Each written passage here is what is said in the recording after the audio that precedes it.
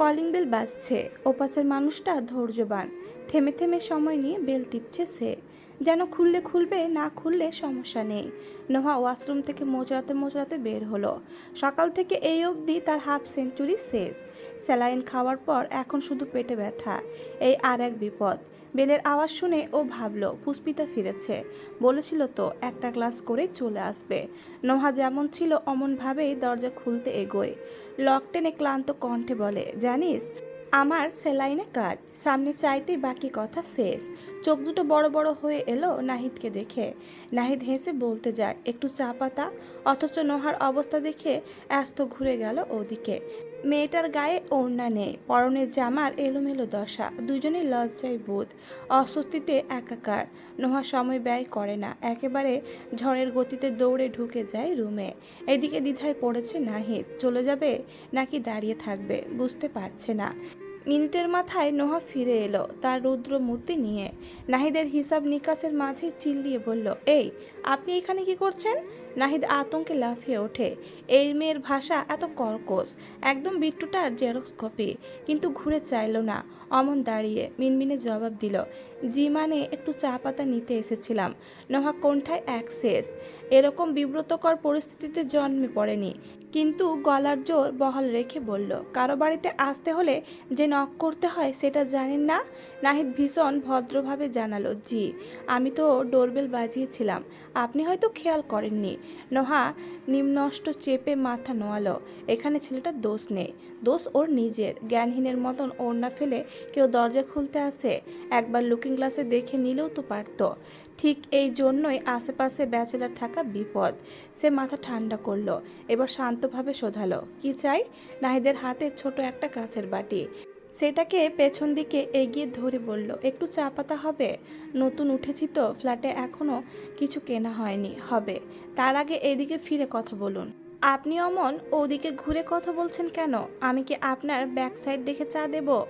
নাহিদ জিভ কাটলো। মেয়ে মানুষ এত টস টস করে কথা বলে, তখন ওসব দেখেই তো এরকম ঘুরে আছে।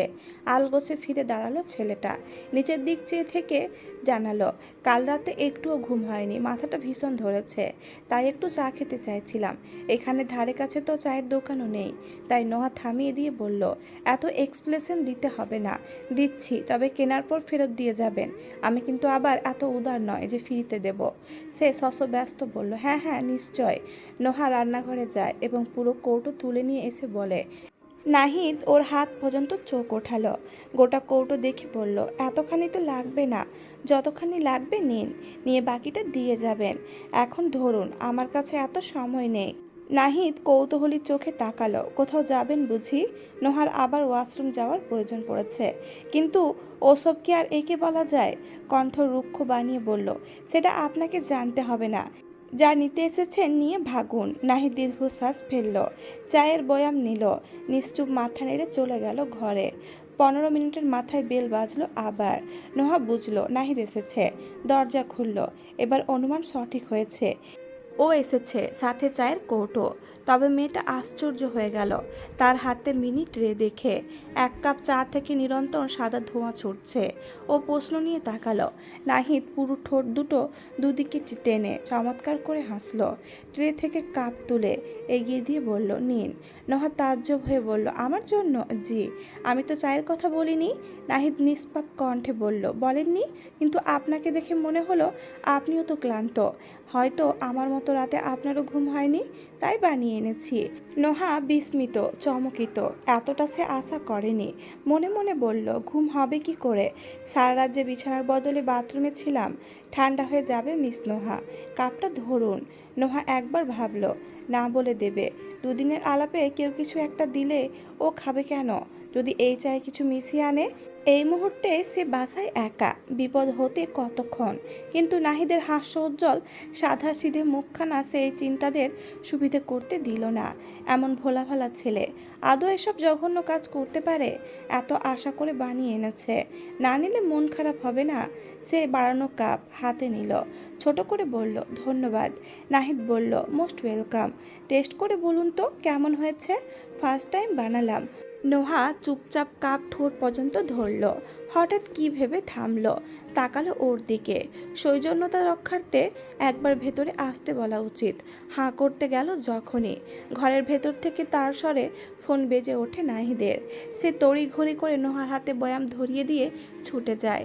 নোহা দাঁড়িয়ে থাকলো, অপেক্ষা করলো ওর। কিন্তু নাহিদ ফেরত এলো সময় নিয়ে, হাতে শপিং ব্যাগ, কিছু আছে তাতে। তাড়াহুড়ো করে কোথাও যাচ্ছে সে। নোহা বলতে গেল, ইয়া শুনুন। ও ফিরে চায়, ভীষণ ব্যস্তভাবে জানায়, এসে কথা হবে মিস নোহা, আমার বন্ধু কল করেছে, আর্জেন্ট যেতে হবে ওর কাছে, আসি।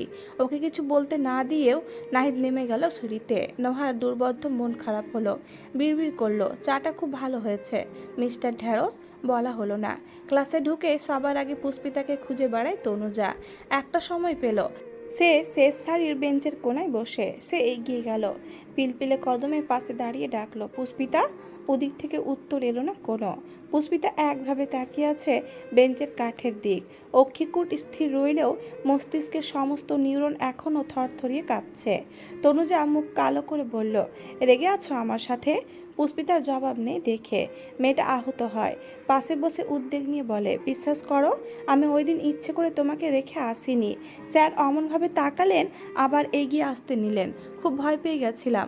সরি, আর হবে না। পুষ্পিতা ঠাঁই বসে। তনুজা মন খারাপ করে বলল, কথা বলবে না? এই পুষ্পিতা।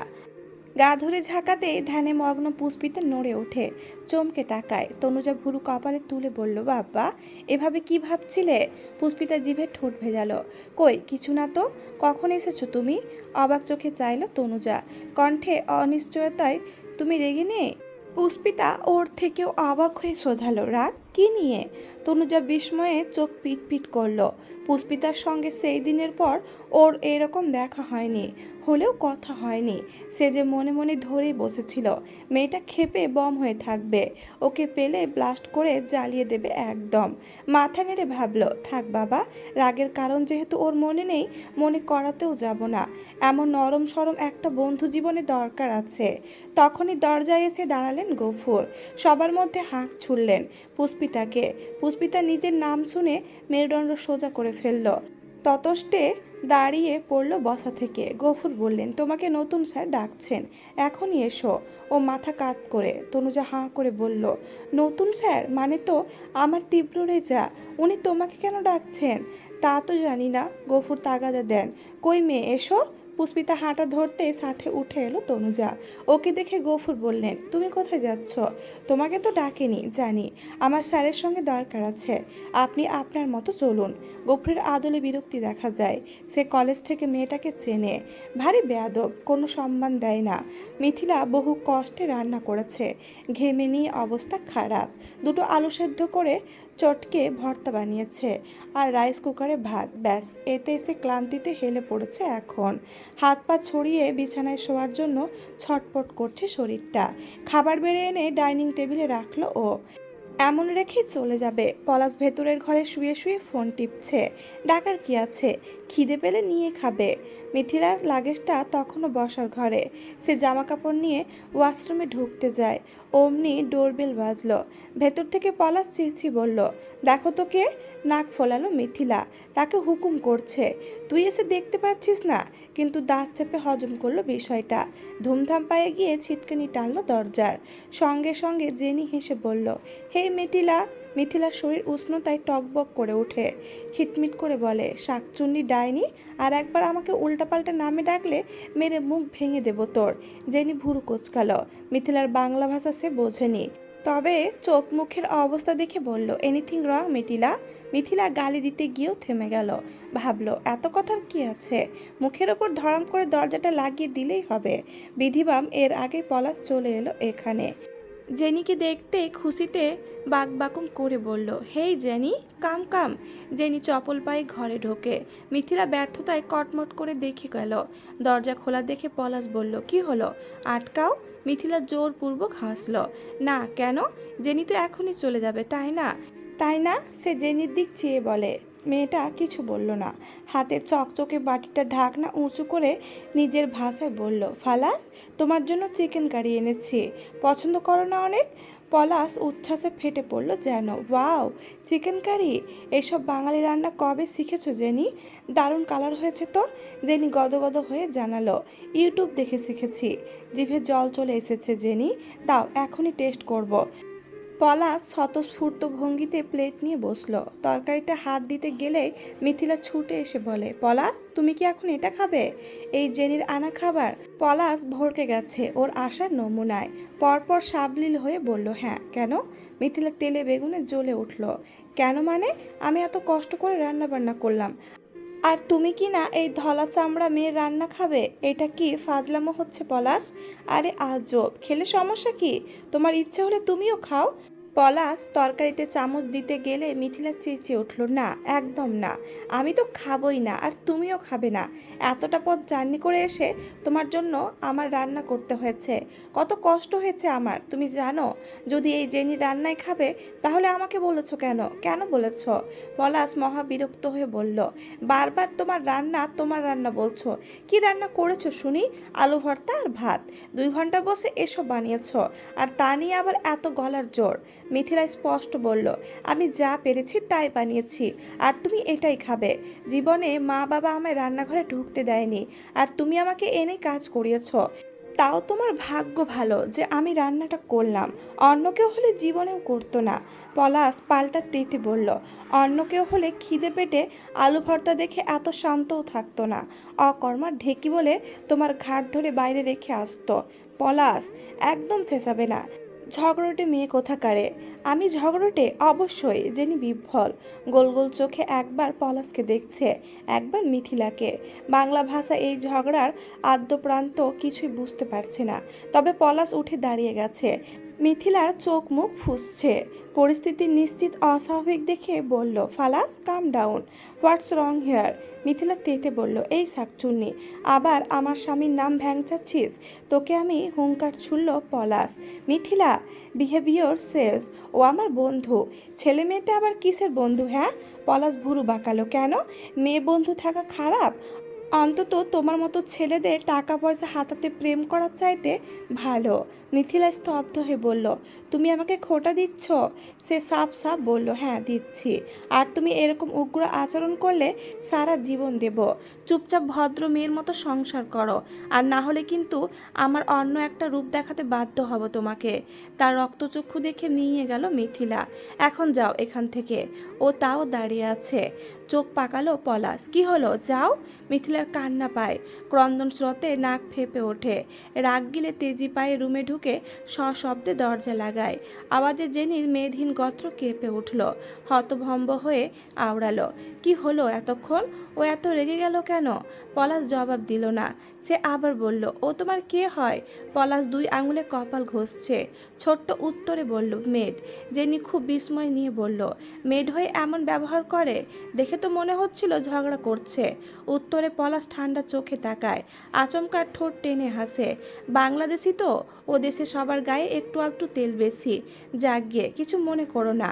এক বাক্যে মেনে নিল জেনি। হেসে বলল, আচ্ছা। করিম সাহেব টং দোকানে প্রতিদিনকার ভিড়, কিন্তু আজকে সেখানে রাহাতের চেনা মুখগুলো নেই। মিরাজ, মুশফিক, সাফিন, আরমান কাউকেই গত কয়েকদিন ধরে দেখতে পাচ্ছে না। সবচাইতে যার খোঁজে ব্যাকুল তার ক্ষুদ্র মন, সেই বিট্টু অবধি নেই।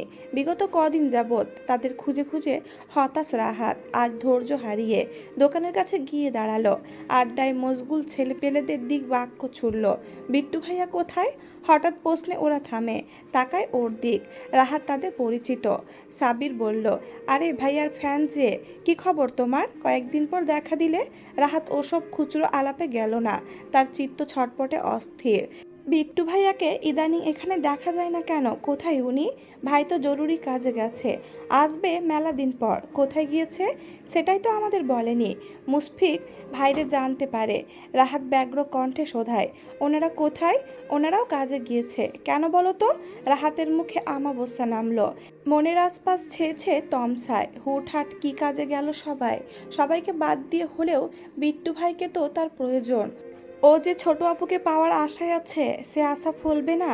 পুষ্পিতা আর তনুজা গোপুরের পিছু পিছু এসে তীব্রর অফিস কক্ষের সামনে দাঁড়ালো।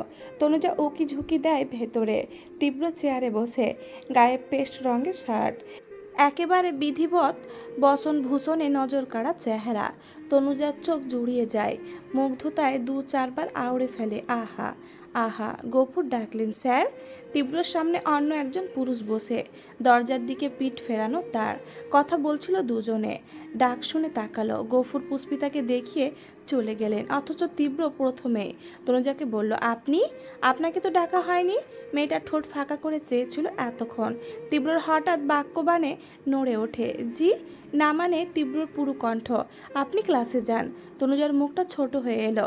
পুষ্পিতার দিক একবার অন্ধকারে অননে চেয়ে চলে গেল চুপচাপ। পুষ্পিতা মায়া মায়া নেত্রে ওর প্রস্থান দেখে, আহারে, মেয়েটার স্যারকে এত পছন্দ, আর স্যারই কিনা ধমকে পাঠিয়ে দিলেন। তীব্র তখনও ডাকলো, ভেতরে এসো। পুষ্পিতা খানিক অবাক হয়। তনুজাকে তো স্যার আপনি করে বললেন, ওকে তুমি কেন? পাশাপাশি বসা দেখে সে কক্ষে ঢোকে ছোট ছোট কদমে।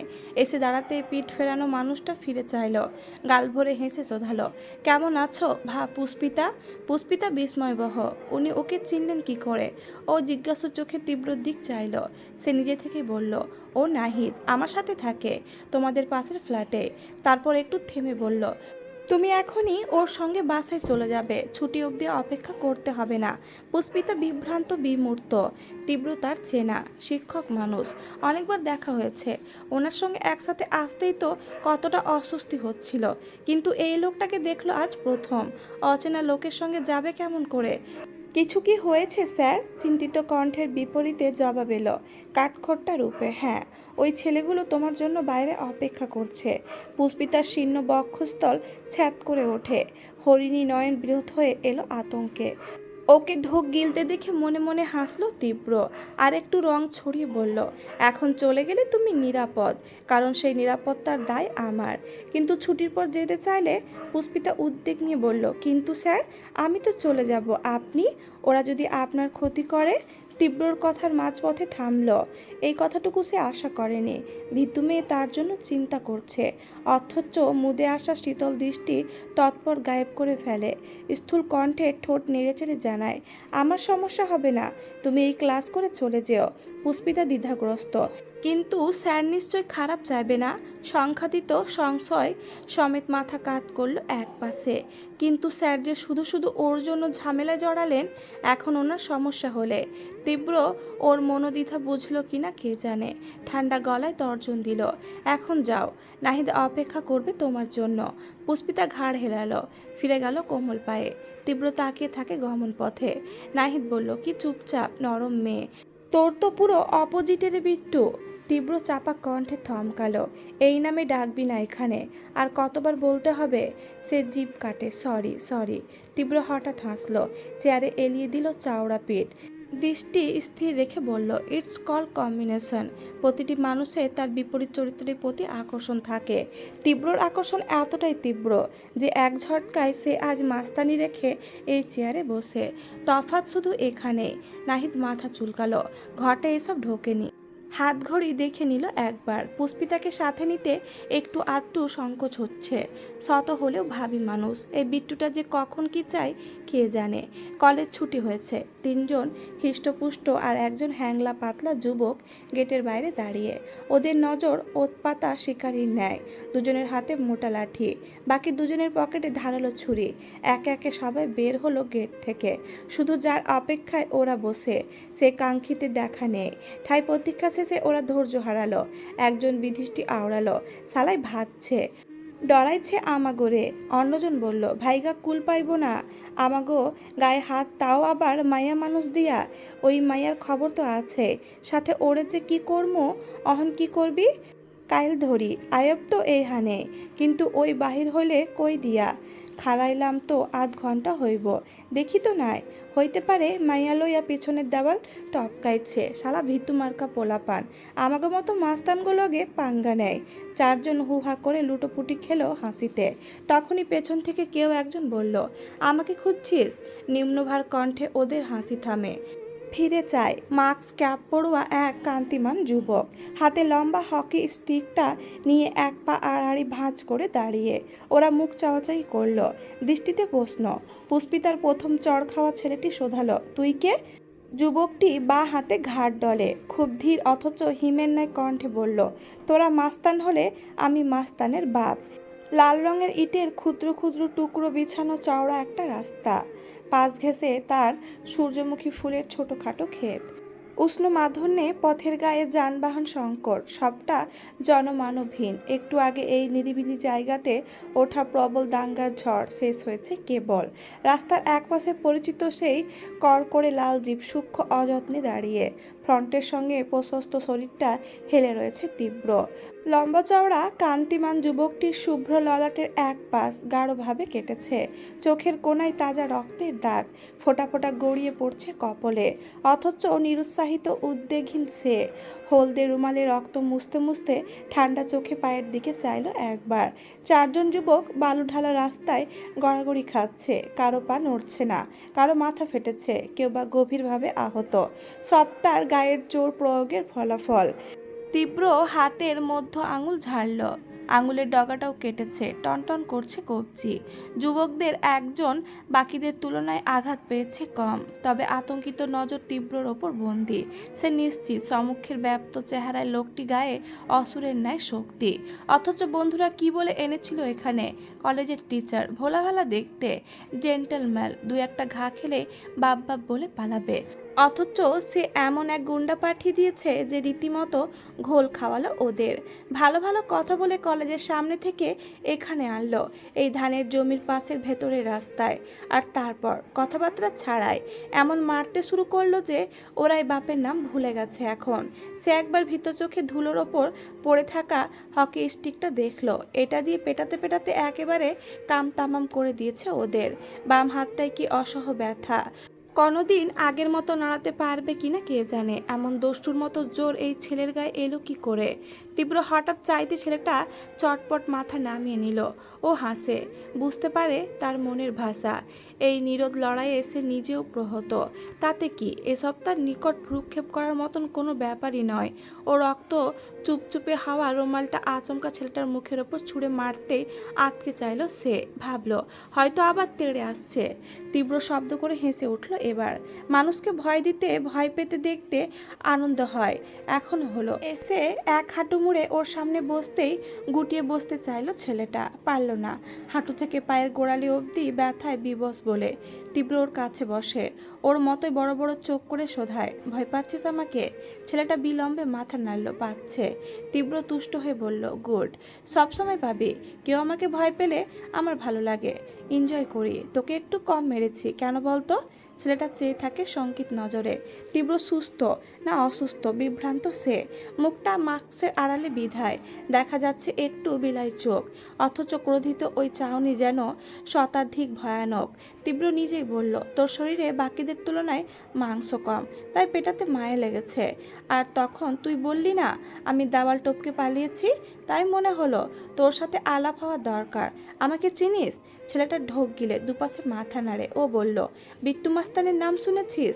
ছেলেটা কয়েকবার মনে মনে আওড়ালো। সে গাজীপুরের প্রত্যন্ত অঞ্চলে থাকে, মফস্বলে এসেছে কয়েক মাস। চেনে না বুঝতে পেরে তীব্র নিজেই বলল, কুয়োতে থাকলে সমুদ্রের বাদশাহর নাম শুনবি কি করে? নিজের এলাকায় কুকুরও রাজা, আসল রাজা সে যে অন্য এলাকাতেও নিজের দম দেখানোর ক্ষমতা রাখে, বুঝলি? সে মাথা হেলালো। তীব্র উঠে দাঁড়ালো, দর্প নিয়ে বলল, একসাথে 6-7 জনকে অনেকবার পিটিয়েছি, তোরা 2 জন কম নিয়ে এসে আমার সুবিধা করার জন্য থ্যাঙ্কস। ছেলেটা মুখ শুকনো করে মাথা নোয়ালো, তারপর মায়া মায়া চোখে তাকালো তার দলবলের দিকে। এক একজন এমন মার খেয়েছে, কি করুণ অবস্থা। তবে শুধু যে ওরাই খেয়েছে তাও নয়, মেরেছেও লোকটাকে, কিন্তু বিশেষ সুবিধা করতে পারেনি। 4 জন মিলে সামান্য একজন ওদের কুপকাত করে ছাড়ল। হাত চেপে ধরলে পা দিয়ে বুকে লাথি মেরেছে। আর তার এমন শক্তি যে উড়ো পাতার মতন ছিটকে গিয়ে পড়েছে ওরা। মারপিট করলো এমনভাবে যেন পেশাদার কোনো মাস্তান। তীব্রর মাথার ক্যাপটা ধস্তাধস্তিতে ধুলোর ওপর পড়ে গেছে, সোনালি চুল খাড়া হয়ে আছে, চকচক করছে রোদের আলোয়। তবে তুলে নেওয়ার মতো আগ্রহ হলো না। সিগারেটের তৃষ্ণা পেয়েছে তার। পকেট হাতালো, লাইটার সিগারেট কিছু নেই দেখে তাকালো ছেলেটার দিক, মোটা গলায় শোধালো, সিগারেট আছে? সে ভড়কে গেল, ভ্যাবাচাকা খেলো। এতক্ষণ মেরেছে, সিগারেট চাইছে। গোল গোল চোখ দুটো ধাঁধস্ত হলো দেরিতে। দুদিকে মাথা নেড়ে বোঝালো না। তীব্রর মেজাজ বিগড়ায়, যেন সাথে সিগারেট না থাকা এক দণ্ডনীয় অপরাধ। সঙ্গে সঙ্গে একটা প্রকাণ্ড লাথি মারল ওর উরুতে। ছেলেটা মৃদু আর্তনাদ করে কাত হয়ে পড়ে যায় মাটিতে। তীব্র সাংঘাতিক প্রহারে এমনিতে অবস্থা খারাপ, সেই একটু আস্ত ছিল, বাকিরা তো হিমশিমে দশায়।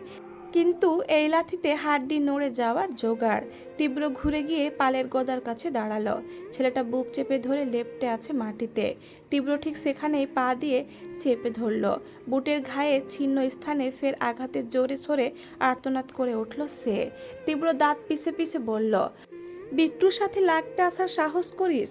কত বড় কলিজা তোদের! ভালো কথা বলিস শোন, এই কলেজে হাজার হাজার মেয়ে পড়ে, তোরা সবগুলোকে বিরক্ত কর, যা মন চায় কর, কিন্তু ওই যে ওই মেয়ে, ওর দিকে ভুলেও তাকাবি না, না হলে আজ বিট্টুর মাস্তানির ট্রেলার দেখালাম, এরপর পুরো সিনেমা দেখাবো। ওকে কিছু বলার জন্য হাঁ করতে গেলেও জিভ খুঁজে পাবি না, কিন্তু মনে থাকবে। ছেলেটা আড়ষ্ট ত্রাসে কাঁপলো থরথরিয়ে। তীব্র ওকে উচ্ছিষ্টের ন্যায় পায়ে মারিয়ে ছাড়ে, পাশ থেকে হকি স্টিক তুলে নেয় হাতে। অমনি চারজন ব্যথা ভুলে ততষ্ট সতর্ক হয়ে গেল। আবার মারবে কি?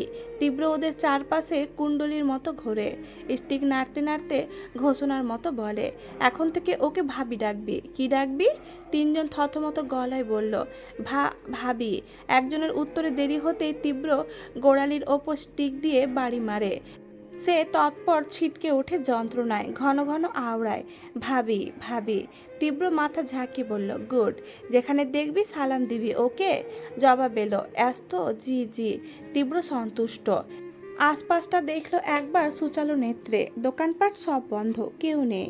স্টিক নিয়েই তড়বড়ে কদমে গিয়ে উঠে বসলো জিপে। অনেকটা দূরে এসে হুইল ঘোরাতে ঘোরাতে মাস্ক খুলল, খাদবিহীন কণ্ঠে গান ধরল। কোন রাখালের এই ঘর ছাড়া বাসিতে, সবুজের ওই দোল দোল হাসিতে মন আমার মিশে গেছে বেশ হয়। যদি পৃথিবীটা স্বপ্নের দেশ হয়, তবে কেমন হতো তুমি বলো তো? পরপর ফুরফুরে মনে ঠোঁট কামড়ে হাসলো সে। সকালে পুষ্পিতার সঙ্গে শোনা গান পুরো অধর কোণায় চলে এসেছে। কি বশীকরণ জানে এই মেয়ে। তীব্র চোখ বুঝলো প্রিয় মুখখানা অনুভব করতে। বিধিবাম কাকতালীয়ভাবে স্পষ্ট ভেসে উঠল ভিন্ন কোনো দৃশ্য। সেই সাফিনের এক মেয়ের গা থেকে ওড়না টেনে নেওয়া। মেয়েটি ছলছল নয়নে অসহায় চেহারায় ফিরে তাকাতেই চমকে গেল তীব্র। ধক করে উঠল তার দৃঢ় বক্ষস্থল। পুষ্পিতা! তীব্র চট করে ব্রেক কষল।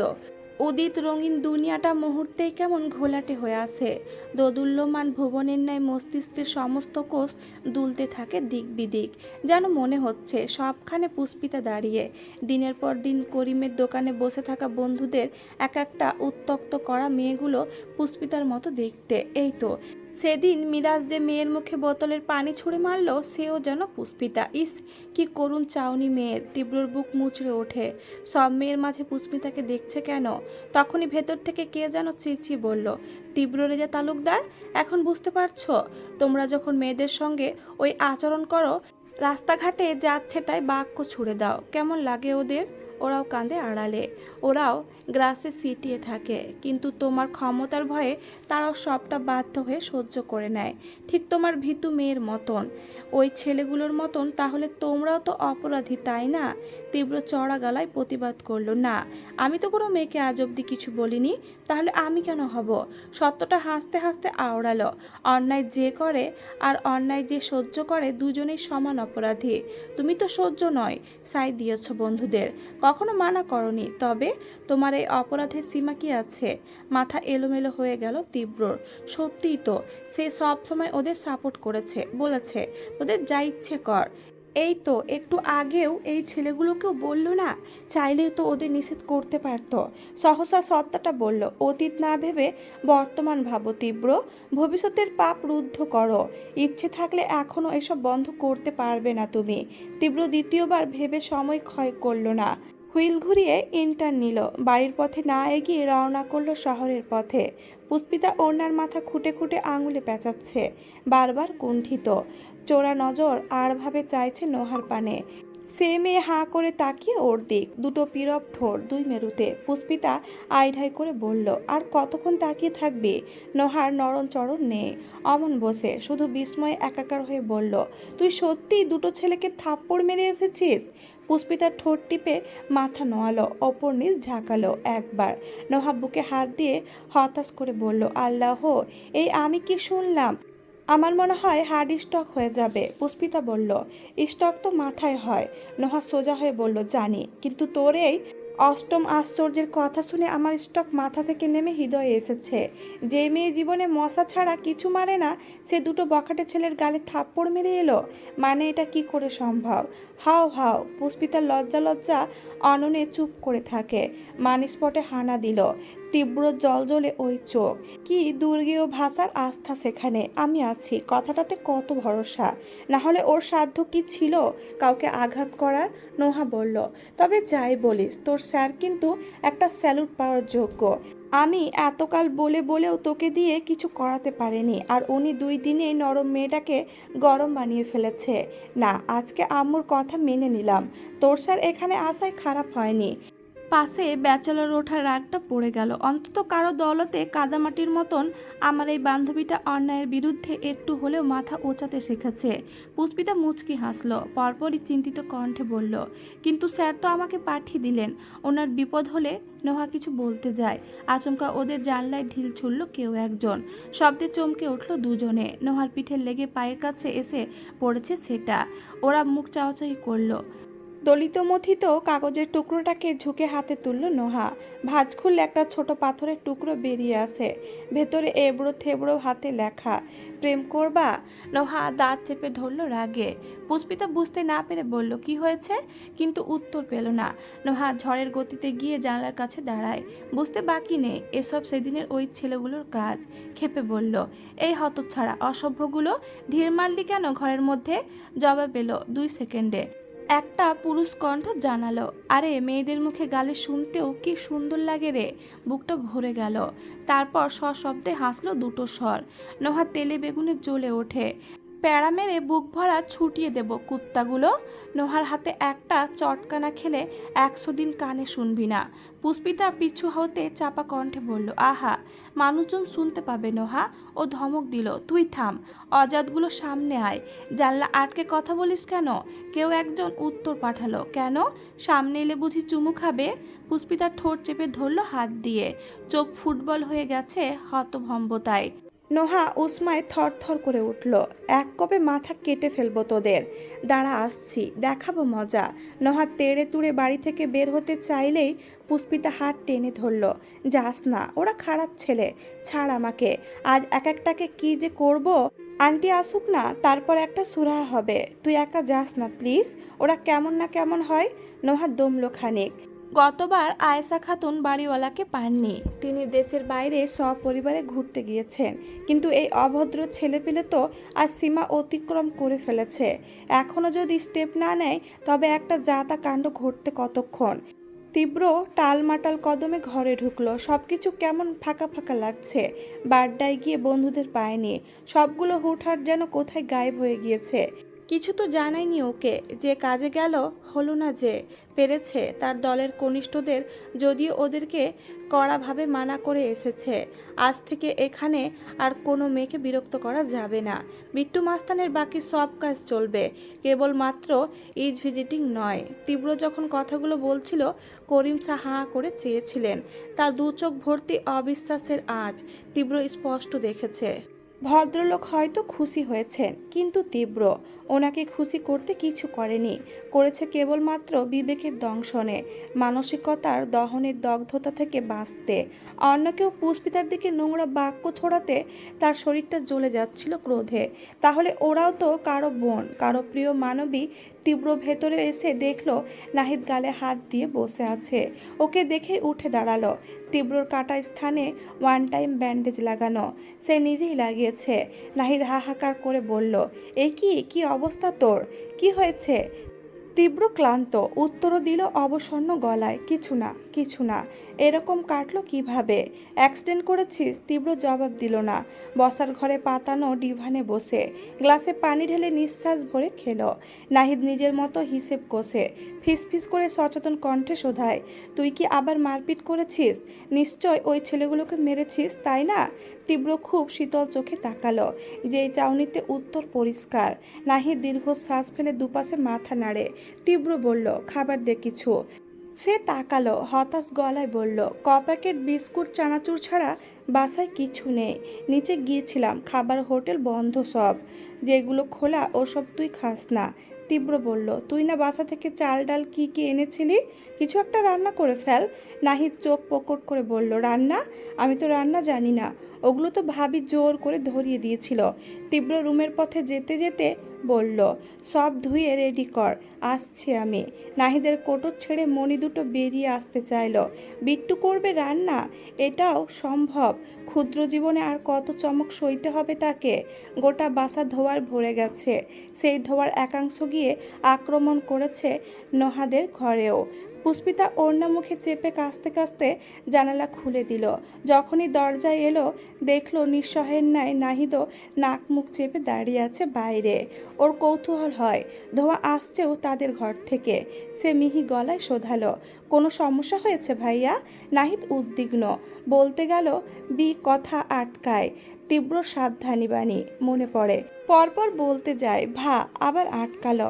তার দুর্বোধ্য উৎসুকে আচরণে পুষ্পিতা হতবুদ্ধিভাবে চেয়ে শেষে জিভে ঠোঁট ভেজালো নাহিদ। বলল, আসলে তোমার স্যার খিচুড়ি রান্না করছেন। এসব তারই ফল। জীবনে রান্নাঘরে ঢোকেনি, আর সে করছে রান্না। এটাও তো আমাকেও খাওয়াবে। ভাবো তো একবার, আমার ওপর দিয়ে কি যাবে আজকে। নাহিদ দুঃখী দুঃখী চেহারা বানায়। তখনই ভেতর থেকে তীব্র চাপা আর্তচিৎকার ভেসে আসে। শোনা মাত্র নাহিদ ছুটে যায় ঘরে। পুষ্পিতা দাঁড়িয়ে থাকতে পারল না। বিপদের আভাস শুনে কোনো কিছু না ভেবে নিজেও গেল দ্রুত।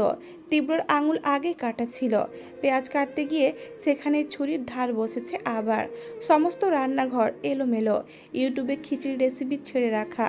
চুলার ওপর কড়াইয়ে পেঁয়াজ রসুন সহ পোড়া তেল পড়ে আছে। একবার বসিয়ে পুড়ে ফেলার পর আবার পেঁয়াজ কাটছিল।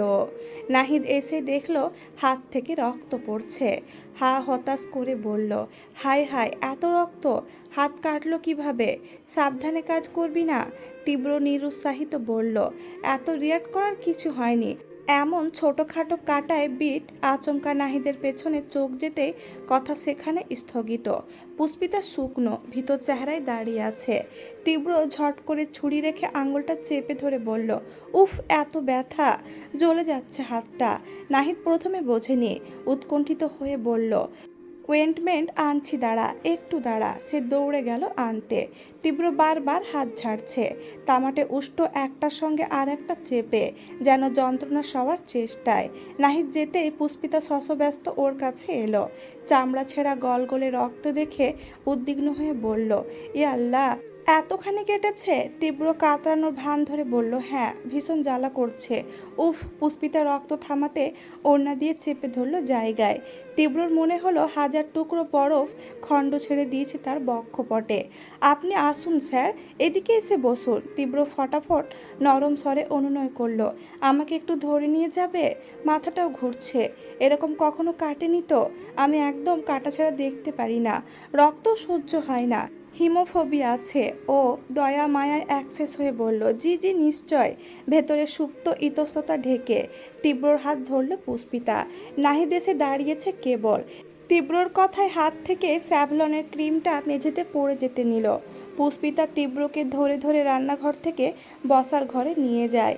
সে ঠায় দাঁড়িয়ে থেকে আওড়ায়, বিট্টুর রক্ত সহ্য হয় না, হিমোফোবিয়া আছে। তারপর বিবশ ভঙ্গিতে ওদের পিছু পিছু এলো। ব্যথিত শ্বাস ফেললো গোপনে। এই বিট্টুটা প্রেমে পড়ে আর কত মিথ্যা বলবে। শুনতে শুনতে তার কানটা ঝাঁঝরা হয়ে যাচ্ছে। পুষ্পিতা তীব্রকে চেয়ারে বসিয়ে নাহিদকে শোধালো, মলম এনেছেন? ও নড়ে উঠল ধ্যান থেকে। হ্যাঁ, লাগিয়ে দিচ্ছি। তীব্র অমনি চোখ পাকালো। পুষ্পিতার নজর এড়ানো এছাড়াই বোঝালো ওর কাছে দিতে, কিন্তু সে গর্ধব কিছুই বুঝছে না। তীব্র আমতা আমতা করে বলল, না, তুই তুই কি করে লাগাবি? তোরও তো কাটা ছাড়া দেখতে ভয় লাগে, তাই না? বলতে বলতে বারবার ওকে ইশারা করছে তীব্র। নাহিদ মাথা চুলকায়। ভারী মুসিবতে পড়ল তো। বলল, কই আমার তো? তীব্র পথিমধ্যে কটমট করে বলল, হ্যাঁ তোরই তো, তুই তো ভয় পাস। কি পাস না? পুষ্পিতা কথাটা শুনে নিজে থেকে বলল, ও তাহলে আপনি আমার কাছে দিন।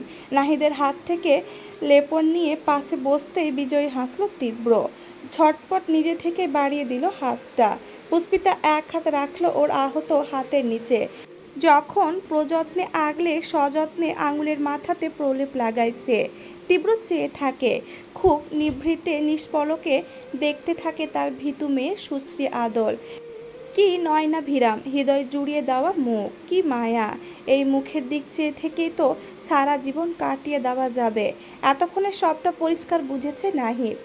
হতচেতনায় রীতিমতো মাথা ঘুরছে তার। মনে মনে বলল, বিট্টুরে, এবার দেশ ছেড়া নাটকবাজের অ্যাওয়ার্ডটা তুইই পাবি।